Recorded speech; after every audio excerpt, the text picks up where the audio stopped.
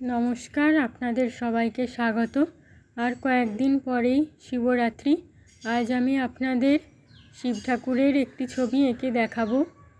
আমি poster colour দিয়ে ছবিটা এঁকেছি। পুরো ছবিটা আমি আঙুল দিয়েই এঁকেছি, তুলি ব্যবহার করিনি। প্রথমে লাল রঙটা কালো আর্ট পেপারের উপরে একটু গোল করে সেখানে দিয়ে দিয়েছি। তারপর কালো পোস্টার কালার দিয়ে শিব ঠাকুরের ছবিটা আমি আঁকছি।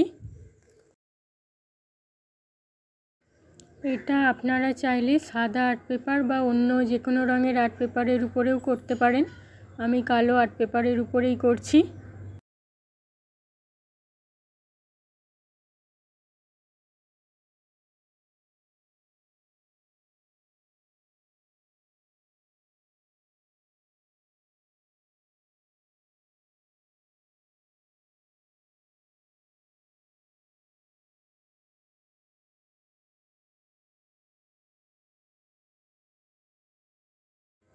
এরপর ত্রিশূলটা করে নেব।